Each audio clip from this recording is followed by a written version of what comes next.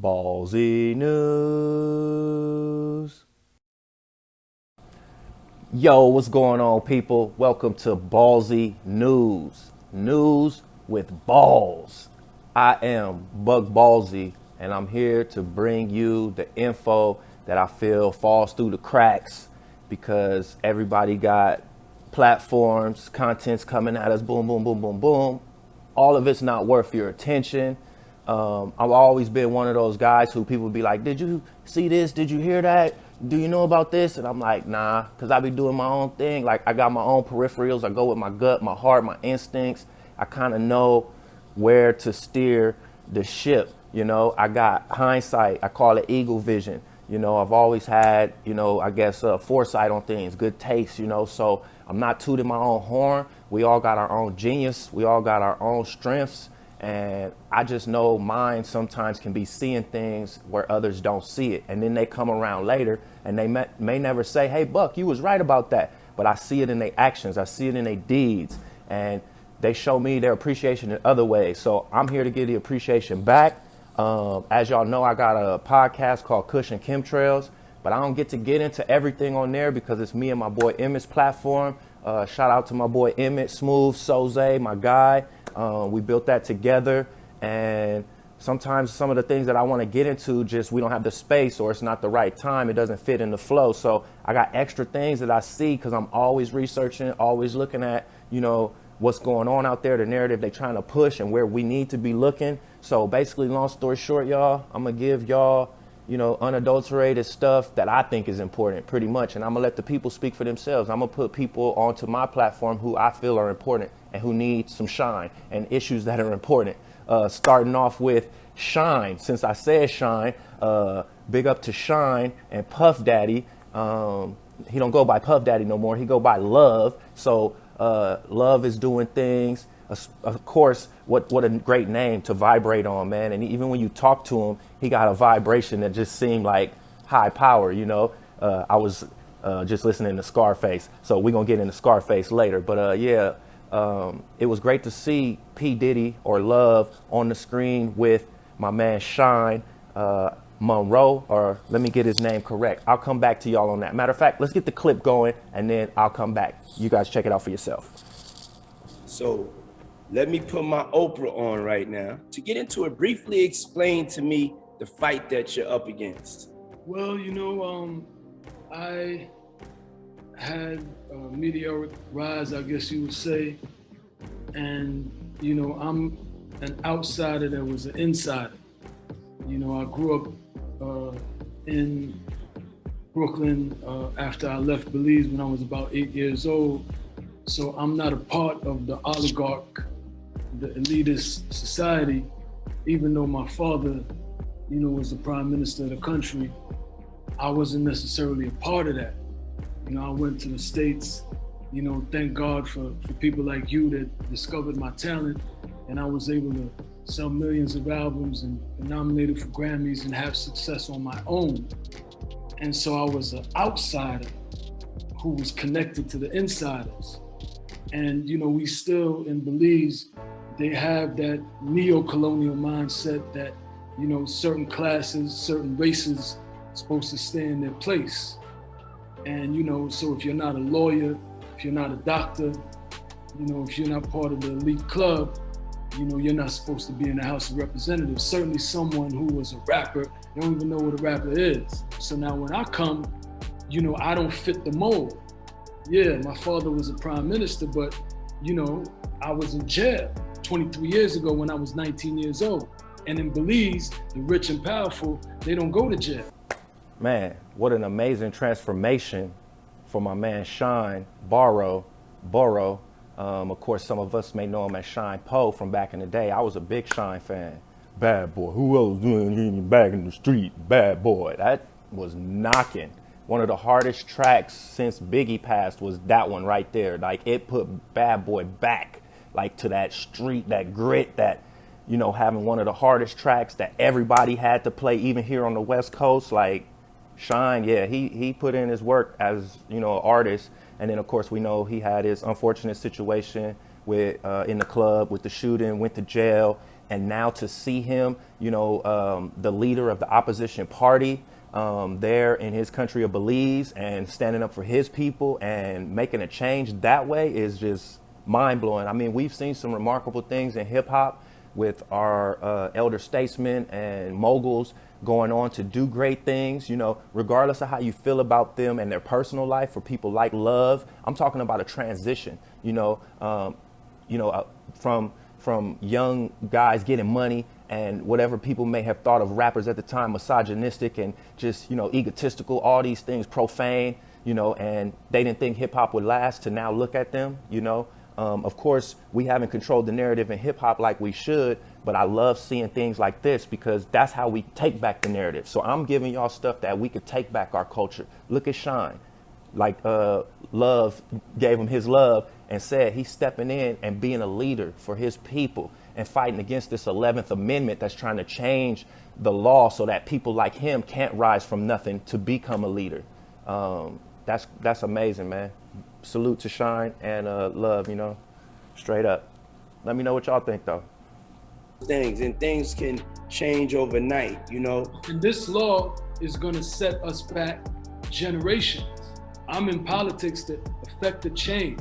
I'm in politics to have a peaceful revolution so that I could say that when I look back and I'm 70 years old, I transformed my country and I made sure that everybody had a decent house to live in and had free education and give people a great quality of life. My dream is to uplift my people. My dream is to liberate my people. My dream is to see my people living the Belizean dream, which is to own a decent house, to have a decent job, to put their kids through school, to educate themselves, to be able to go on vacation. We don't have that here. We have that for a few, and the rest of the people suffer. So this law, this 11th Amendment, is bigger than me. So I'm asking the people to save themselves. It's about them. It's about the young people. It's about redemption. It's about rehabilitation. It's about equality. It shouldn't be only the rich, powerful, and politically connected are allowed to reform and be redeemed. Everybody should have the opportunity that I have. Yeah. So speaking of OGs that we need to show some love to and deserve their flowers and all that recognition, and just keeping on like this narrative that I'm talking about of us progressing and us evolving and changing and growing and being always the ones that push society and critical thinking and just the culture forward, period. Big ups to Scarface and Willie D. They was on the Breakfast Club. Now, I got lukewarm feelings about the Breakfast Club right now because Charlamagne and Envy be on some funny stuff sometimes. We all know this, but which my auntie, big up to Merg, you called that out a long time ago and brought it to my attention. But my argument will be the same as it was then. Charlamagne has also brought on the Honorable Louis Farrakhan and countless others like Dr. Umar Johnson, my man Powernomics, Boyce Watkins, just so many people who I believe embody the direction and the focus and the masculinity and just the and of course some of the beautiful queens he's brought on the platform too. So just because he does some things that are detrimental, I think he also does some things that are positive, just like us all. So I'm not going to condemn any of them. I just say sometimes I get up and down on how I feel about stuff, and that's fine because we got plenty to choose from, and everybody's there to do their purpose. Not one of us is perfect. So, anyways, let's keep it pushing. Willie D and I think they're going to do a Ghetto Boys podcast. Willie D and Scarface. So they was going in. Matter of fact, let y'all check it out. What are y'all thoughts on what they call cancel culture, especially in hip hop? Because y'all know as much as I do, hip hop was a wild place back in the day. Mm-hmm. The thing about that, man, is that the same people who are a part of the cancel culture are the same people who are part of the don't judge culture. They're the same ones. Mm-hmm. They're the same ones who say, hey, don't judge. Don't judge. Mm-hmm. Don't judge me. Don't judge. Mm-hmm. Don't judge.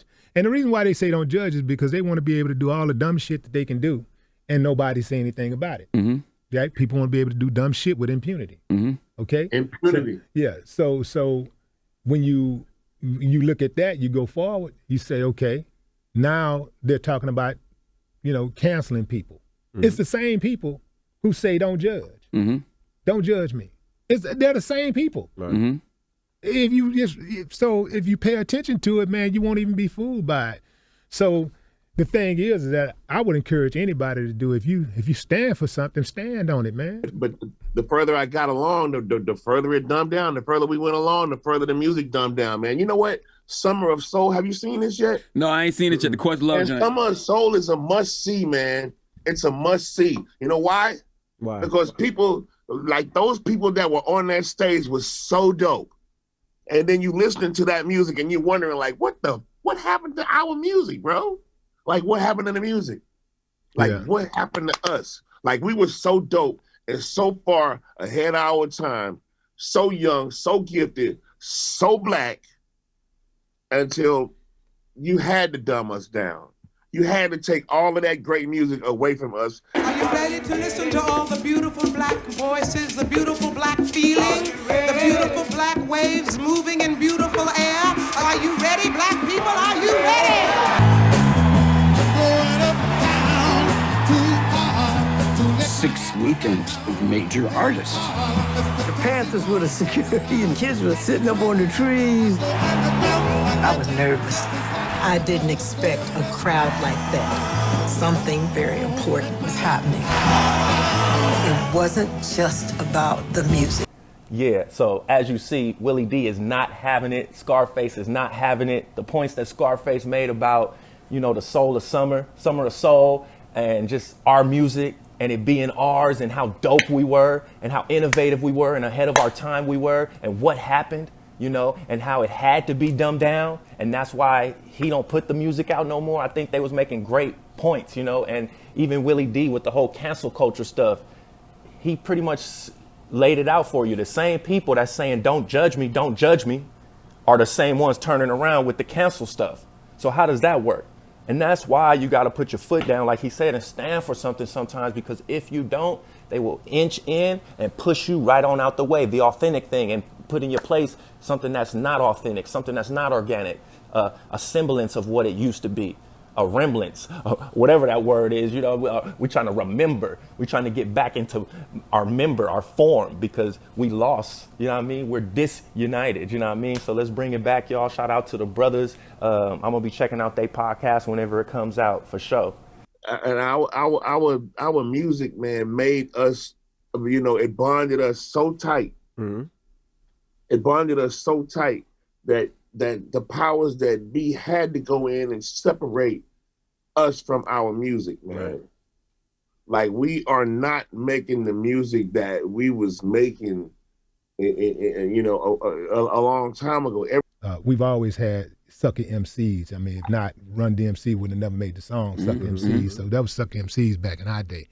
The difference is that, like, for every sucker MC, you had 8 or 9 dope cats, and the music that was being played, every now and then you'd have a whack artist pop up on the radio, and it'd be something funny or whatever, but the rest of it, man, it was competitive.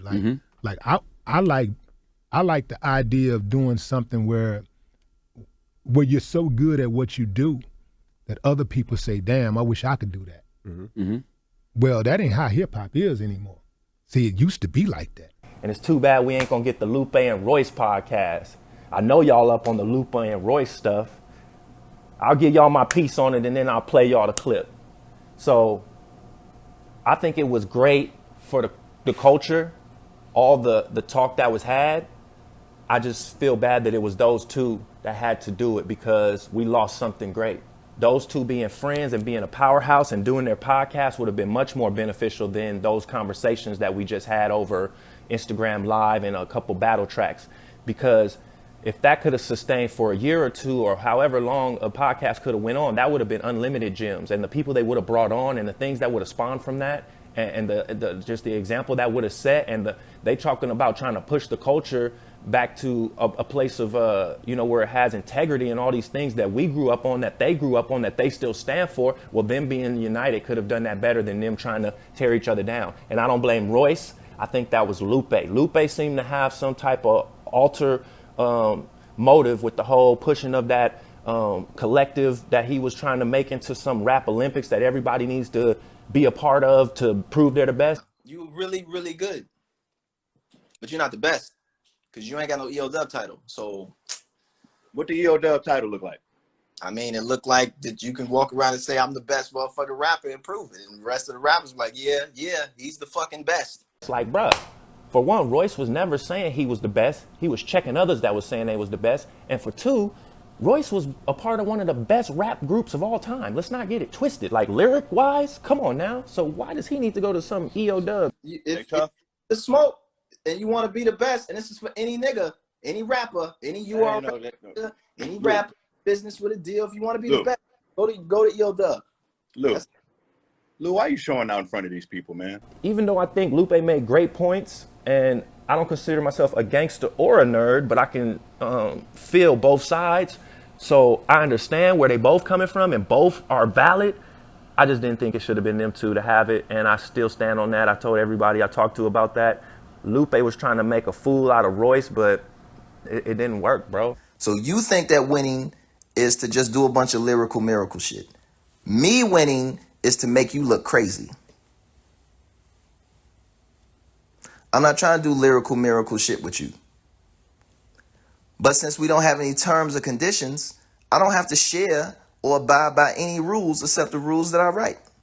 I don't have to go off what a fucking message board says or what some random battle rap interviewer nigger says, right? Or what you say, because nobody wanted to set down. It put terms down. So for me, it was like, I'm finna just make you look crazy. See, okay, that's why I don't play. That's why I don't like playing. That's why I don't play with nobody. All right. You know what I'm saying? Because I think we all got different boundaries. That's all. I feel like, man, ever since I've been fucking around and with this whole talking shit about competitive rapping and shit, I've been getting accused of contradicting myself. All of these things I never get accused of. Right. When I'm talking to my people that I usually talk to, grown men, you know what I'm saying? I don't get contradicting myself. I'm very intentional with the way that I feel about things. Very intentional about the way that I give people props. I pride myself on that. I'm very clear. Right. He know better. And what's gonna happen is who I am gets weaponized against me. And it's all, come on, Royce, man. Come on, man. No, y'all should have been saying this to these niggas as soon as they start pivoting to some serious shit. We was having fun. Something that could have been good for the culture, like I said, because Royce ain't no fake gangster, and he ain't no fake tough guy. He's reforming and trying to be a grown man just like all these other grown men that I'm highlighting right now, just like I thought yourself was too, Lupe. But hey, we all make missteps. I still rock with both. That's just my piece on that. I'm gonna drop a clip so y'all can drop y'all piece. What the fuck you think I'm lying to you? What the fuck I gotta lie for, dog? Nigga, Lux just called me. Well, get in the motherfucking ring then, bitch. If you got a motherfucking problem, who you think you fucking talking to, nigga? All right, nigga. You playing too much. Okay, start Take practicing. some of that motherfucking bass out your voice, nigga. Start practicing, nigga. It ain't nothing to practice about. Nigga, start practicing. Fuck what you talking about. It ain't nothing to practice about. If you can't rap unless you get personal.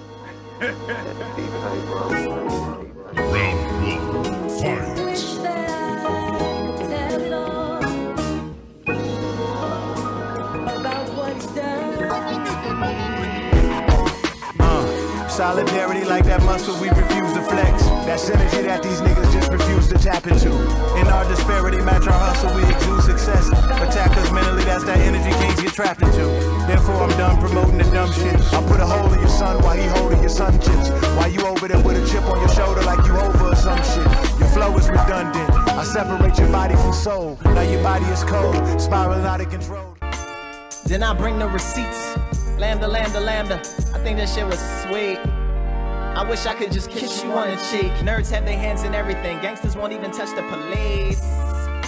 Won't you tell your niggas get that? Take some of them cool fullies and go and get some of my shit back. Your problem is that you ain't never had no impact. Kit Kats and chit chat and syntax don't make up for how much you sit back. All right, so the next gem of an interview I stumbled upon was on Drink Champs.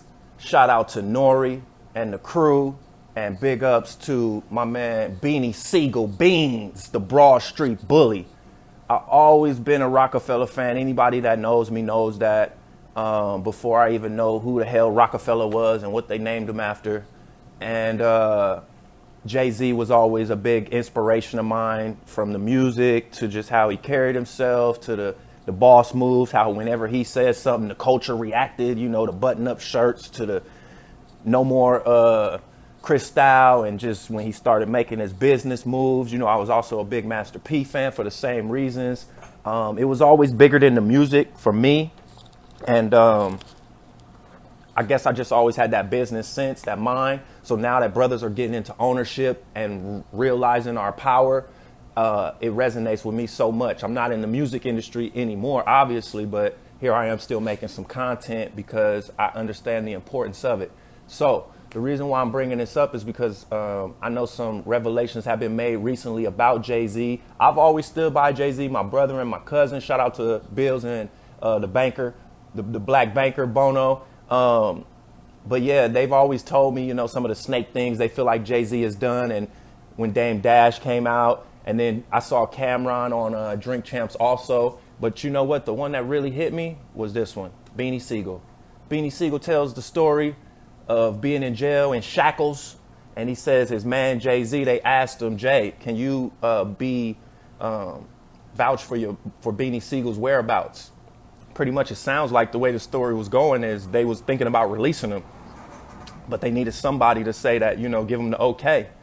And with Bean standing right there, Jay-Z looked and said, no. And you could tell by Bean's face he was crushed. I'm gonna let him, so y'all can check it out. This my man and I love him. If he skip that, nigga, no, I'm getting my man, I'm getting him out by any means necessary. So for me to look him in his eyes and I'm shackled around the waist, ankles and everything, and my man was like, no. Like that I don't even like, that fucked me up. It took everything in me not to like let one go. Like that took away a lot of shit that I thought that we had. Right. Like that's big bro. Yeah. So you see what I mean? Riveting stuff, man. It's why nowadays I don't even watch too much television, because I could just get the game from the OGs and listen to like uplifting stuff, you know, and get information that helps me. Because all that storytelling fantasy shit that just takes your mind off of your shit, like it's not that time right now. It's wartime. And everybody want to sit back and be comfortable and be, you know, get this free money and just keep doing shit like it used to be, a new normal and all this shit that they saying. Like, come on, people, like the grown men in the building and the real adults in the building realize what time it is. And I'm not blaming previous generations. I'm not blaming anybody. I'm saying we're here now and we need to stand up and do what's best for the next generation, period. The next 7 generations is how I roll.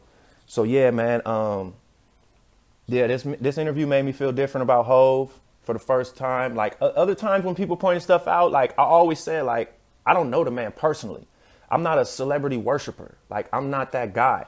But I do get inspiration from others, and I try to emulate things that I see in others that I think will benefit me or that are positive, you know?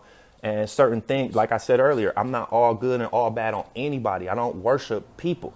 So I know Hove is valuable and has mistakes or makes mistakes, but shoot, obviously we seen that in the elevator, right? But as far as when it comes to business and men stuff, I always gave him a pass. But this one I couldn't give a pass on. Like Beans seemed like his ride or die, like his enforcer. And there was no Rockefeller dynasty. There was no, to me, Jay-Z the way we all see him now, without a Beans, without a Bleak, without a Dame. That was the package. It's easy to take the pieces apart later and be like, yeah, this person was the one. But nah, it comes together, just like we see with Joe Buttons. You know, Rory and Maul leave doing their own thing. And actually, I think their thing is prospering more. Because it's not just about the name. It's not about the clout. It's not about who's the bigger star all the time. It's about chemistry. And they had it. And it was dope. I'm not saying Jay-Z ruined it. But when you hear some of these stories, it makes you think about it a little differently. Maybe Jay-Z was just a little more cutthroat than the rest of them. Because when you hear their stories, they sound like team and unity and building and brotherhood. And Jay-Z's on a different island right now, you know, billionaire status. Right. Where Jay at now, Jay was on the Met. Wasn't nothing stopping him from getting there. And you can't let nothing get in your way. When you got a goal and you try and set a goal, sometimes, you know what I mean, you gotta do like I'm the perfect example where keeping it real go wrong. Like when I got on, like I was trying to bring everybody with me. Come on, let's go. Yeah, everybody. You can't do that. You can't do that. Like it's impossible to do that because some dudes gotta wait in the car. Yeah, some dudes they can't even get in the car. Right. But I don't know, man. It seems like the growth of Beans allowed him to forgive Hov, and he just says, you know, Hov was on a mission, so he understands it. He takes accountability, and that's where I'm at. Can't blame nothing on no other man. You know what I'm saying? Like, you got to hold your own balls. You know what I mean? This is Buc Ballzy, balls with news, you know, some real man shit. So, yeah, that's my piece on that. Let me know what y'all think. Right. But, you know, as I got, you know, older and past it, like that entitlement thing, that's a dangerous joint, man. That's real. That's that, like, like me, this is just my experience, your entitlement, and I want to say that entitlement is like the thief of hard work and prosperity and grind. Like when you feel entitled, that can fuck you up. That can fuck you up more than that lean shit you talking about. Entitled was like the thief of hard work. Yeah, it's the thief of hard work and progression, man. Oof. That's facts. That ain't nothing cool. That's a meme right there, goddammit. Oh, shit. Never heard no shit like that. That's real. Let's get some Palo Santo going, man. Clear the air, the good vibrations, man. Don't let whatever they trying to tell you is going on outside dictate to you what you see with your real eyes. And don't even let your real eyes fool you sometimes. Go inside. Let the spirit vibe, you know what I'm saying?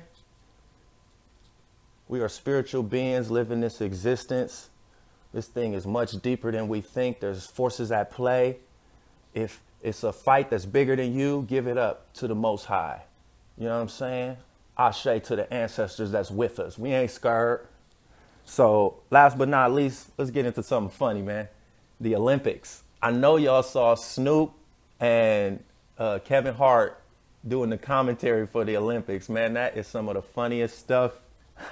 I love it, man. Like, I got a couple of gold medals in skeet shooting, but not that kind of skeeting. Yeah, well, but I do skeet. Okay, you say skeet, motherfucker. Snoop can do no wrong sometimes, man. Like, he just so unapologetically him. Like, just Snoop all day, you know, for his people, about his people, representing his people, never changed, never sold out, never wavered, shows his flaws and all, you know what I mean? But he's Snoop, and we all revere him and respect him. He's one of the best in the game to do it. Big ups to the big homie. Let's check out some of these clips, man. I heard he did just as good in the boxing stuff, but I ain't catch it all, you know, on his Triller app. I'm telling you, it's about ownership. We getting it, man. Check out Snoop. For that, so let's do a cold call. Horses, I like this. This is equestrian. This is prancing. They call this equestrian. By the way, look at that horse. Did you? Oh, the horse crip walking, cuz. You see that? On the set. That's gangsters of up. Hey! Oh, cuz. Oh, look at this, cuz. Oh, come on, man. This horse is off the chain. I gotta get this in the video, cuz. Oh, you Oh, my God. Snoop said I gotta put the horse in the video. Off the chain. I need that. Horse crip walking is officially in the Olympics.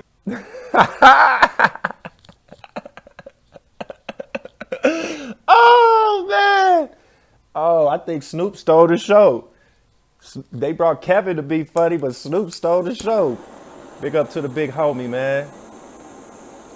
Yeah. I love me some Snoop, though.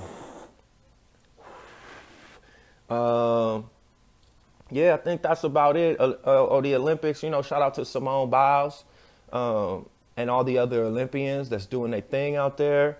I really appreciated, though, the moment that Simone Biles had, because it was one of those flashpoint moments. We don't see something like that often on the biggest stage. Somebody step down, step aside, and say, you know what, I ain't got it today, and let the others go ahead, and then openly express what she's been going through. Because look here, man, they tried to play me at my job like that. That's why I left.